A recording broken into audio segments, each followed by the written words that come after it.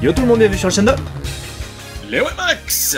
On se retrouve aujourd'hui pour du One Piece avec les révélations qu'on a eues dans le dernier chapitre, notamment avec la fin, vous l'avez vu, on espère que vous l'avez lu, hein. Si vous l'avez pas lu, allez voir le chapitre, il sortira de toute manière officiellement ce dimanche, donc vous aurez l'occasion de le lire officiellement ou non officiellement comme il est sorti la semaine passée déjà, il y a déjà un live ici, et aujourd'hui c'est la vidéo un peu théorie, par rapport à ce qui va se passer à l'issue de ce chapitre. Le partenaire de la chaîne Ma Borne d'Arcade vous souhaite une bonne vidéo. C'est le spécialiste des bornes d'arcade, Pincab, Flipper et Babyfoot. Il s'occupe de tout de A à Z sur Dunkerque, garantie 100% français. Allez, on retourne à la vidéo. Ouais, parce que comme tu l'as dit, Sabo a débarqué du coup à l'île de Queue d'Étrave hein, pour la version française, au Kamabaka du coup en Jap, et déjà il nous a confirmé ça non mort. Voilà, on le savait, hein, on commence à connaître Oda, mais Oda tue très peu ses personnages. Là c'est une confirmation, il est revenu, voilà, tout le monde est soulagé, mais il n'est pas revenu les mains vides, tout comme on espère que vos mains ne sont pas vides parce que vous allez prendre la petite souris ou cliquer sur le bouton vous abonner, ça on aime bien. On a envie de vous voir dans la famille, parce que la famille One Piece, entre guillemets, bah, elle commence à grandir sur la chaîne, c'est bien, mais pas que, parce qu'on parle pas que de One Piece, donc on espère que bah, tu vas prendre plaisir sur cette chaîne. Voilà, on parle de pas mal de mangas, il y a du Kimetsu no Yaiba, il y a du My Hero Academia, il y a du Shingeki no Kyojin, en période évidemment de Shingeki. Ouais, il y a plein de trucs, tu vas là, kiffer. on continue du coup, si tu le veux bien, sur Sabo, du coup qui était venu avec des informations à Okamabaka. On sait qu'il a vu des trucs à Maréjoise, hein. Voilà, il a des informations à révéler.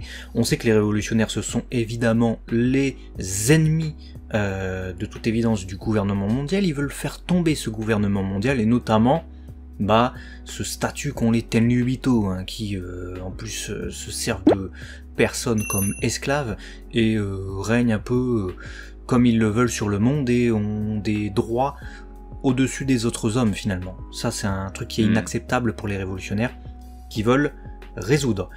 Que se passera-t-il avec la révélation de Sabo?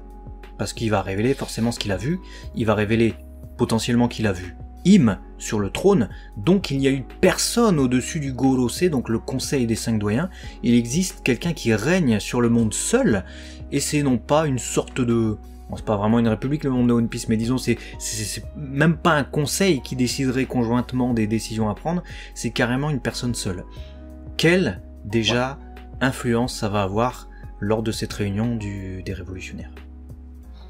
Ouais, parce que la grande question qu'on peut se poser aussi, c'est est-ce qu'il a vu Im en personne, ou est-ce qu'il a juste vu, ou est-ce qu'il a eu accès à la salle et il a découvert ce trône en fait, hein, avec tout ce que ça sous-entend. Est-ce qu'il a eu accès à l'arrière-boutique entre guillemets? Il a vu un chapeau, il a vu des choses qui peuvent nous faire, nous, un fan de One Piece, rêver, et donc on a 50 000 théories depuis ce temps-là. Ou est-ce qu'il l'a rencontré? Parce que ça serait étonnant que Im, si jamais il l'avait vraiment vu, il le laisse partir safe, tu vois. Donc, quel degré d'information Sabo a-t-il? Est-ce qu'il sait qu'il y a quelque chose, mais il sait pas comment ça s'exprime? Ou est-ce qu'il en connaît tous les rouages? Est-ce que ce qu'il va annoncer va changer la vision du monde de tout le monde?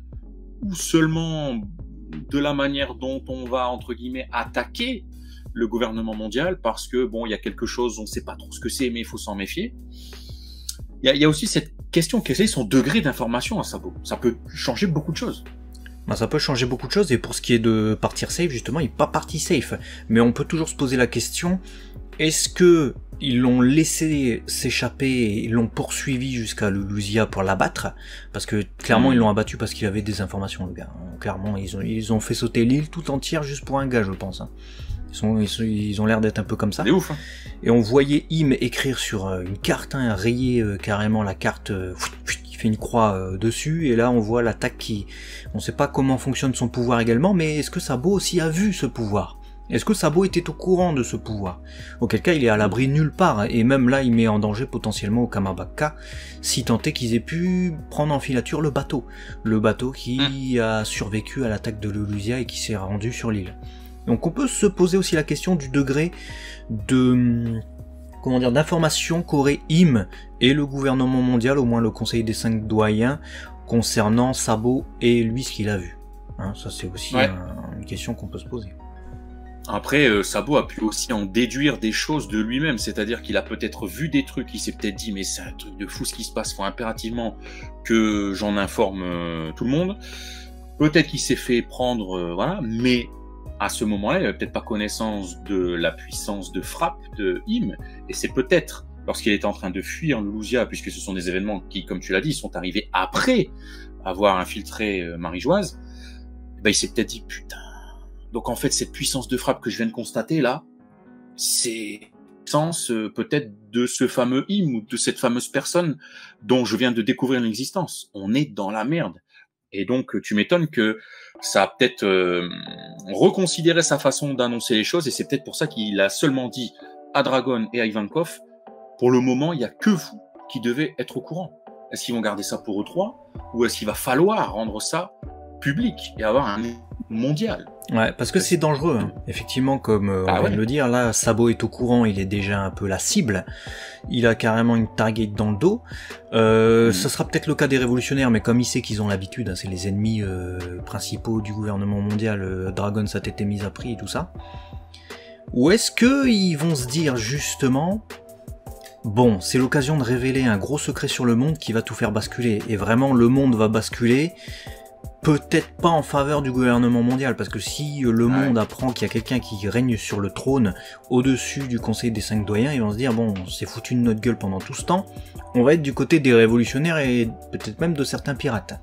Donc, est-ce qu'ils vont tenter ce coup-là, ou est-ce qu'ils vont se la jouer eux solo, en mode on est les révolutionnaires, ok, on a appris une information de ouf, on va s'en servir, on va l'utiliser comme arme, nous, et on va attaquer d'autant plus le gouvernement mondial, et maintenant en plus, hein, parce qu'ils ont attendu longtemps, ils n'ont pas fait grand chose, là maintenant qu'ils ont cette info, peut-être que ça va les forcer à entrer en action immédiatement. Ouais, surtout qu'en plus, si on essaye de faire un petit lien, Sabo dit aussi, il s'est passé des trucs de fou à la rêverie. Si on fait un lien direct, voilà, il s'est passé des trucs à la rêverie, on pense à Cobra, on pense à Vivi. Vivi qui est désormais avec Morgans, hein, le roi de l'information, l'informateur premier. Pour une raison X ou Y, si Sabo arrive ou est capable de rentrer en contact avec Vivi, et suite à ces discussions avec Dragon et Ivankov, il décide de rendre les informations publiques, comme tu dis, hein, une des deux éventualités, peut-être, je dis bien, peut-être que Morgan se frotterait les ailes de se dire wow, la dinguerie. Mais est-ce qu'il le ferait? Est-ce qu'il irait jusqu'au bout si ça bouleverserait le monde entier, tu vois? C'est un manipulateur de l'information. Hein. Lui, c'est un peu un putaclic sur YouTube, mais vous savez, les putaclics mensongers, pas les vitrines attractives. Il est capable de dire grosse bataille entre les révolutionnaires et le gouvernement mondial, tout va se jouer maintenant, choisissez votre côté. Mais il te dit pas l'information, le gars. Il est capable de tourner les trucs en sa faveur, lui, juste pour vendre des journaux. Hein. N'oublions pas que c'est ça son métier, et lui, ce qu'il veut, c'est vendre de la paperasse. Donc, est-ce qu'il est... Je sais pas. Est-ce qu'il est au courant du lien de parenté qui unisse Dragon et Luffy, et ou Sabo et Luffy? Parce que si il veut surfer aussi sur une dinguerie comme ça, tu vois, en mode l'un des nouveaux empereurs, Luffy, son père et son frère, premier et deuxième des révolutionnaires, vont entrer en guerre contre la marine, blabla. Tu sais, genre un truc à la con, la famille Monkey, au sens large, ils prennent la marine en grippe, du coup ça met à mal la position de Garp, j'en sais rien, je sais pas, enfin, un truc tu sais, il peut jouer sur des trucs de dingue, lui, de toute façon. C'est un fou, hein, cet oiseau. Donc, Et même capable de se servir de Garp, parce que Garp, là, il fait des actions, justement. À la ruche, il est parti libérer Kobe. Donc, on peut imaginer même qu'il est en train... qu'on peut faire carrément une news sur 3 générations. Avec le grand-père, le père et le petit-fils qui sont en train de retourner le monde, tu vois. Il peut totalement faire une annonce comme ça, qui peut faire encore basculer les forces, l'équilibre du monde, avec ceux qui vont être pour eux et ceux qui vont être contre eux. Et vu qu'on parlait de paternel et tout ça, il y a un paternel que vous suiviez jusqu'alors, jusqu'à ce qu'on quitte Egghead dans cet arc, qui est parti à l'assaut de Marie-Joise, mais avait-il, lui, les informations concernant Im? Parce qu'il est parti un peu précipitamment, Sabo n'était pas encore là, il les a pas révélées, Mais lui, comme il a été capturé par les Tenryubito et qu'il a en plus les informations de Vegapunk, peut-être qu'il est parti parce qu'il sait quelque chose déjà. C'est vraiment la grosse question, c'est une intrigue, Kuma. Vraiment, on est tous en proie à apprendre la vérité sur ce personnage parce que entre ce qu'on est en train d'apprendre quand on a eu Bonnie, etc., machin, ce comportement-là tout à fait chelou du gars qui part escalader comme ça en 2-2, tu te dis pourquoi il est parti? Même Dragon, Sabo et Ivankov, ils évoquent en mode, bon, il a peut-être encore une programmation qui fait qu'il doit partir subitement quand il se passe quelque chose. Enfin, je crois que c'était ça plus ou moins qui avait été dit. Mais on sait pas quoi et on sait pas pourquoi. Donc qu'est-ce qui s'est passé? Est-ce que, comme tu le dis, ça a un lien avec les Tenryubito et ou Im?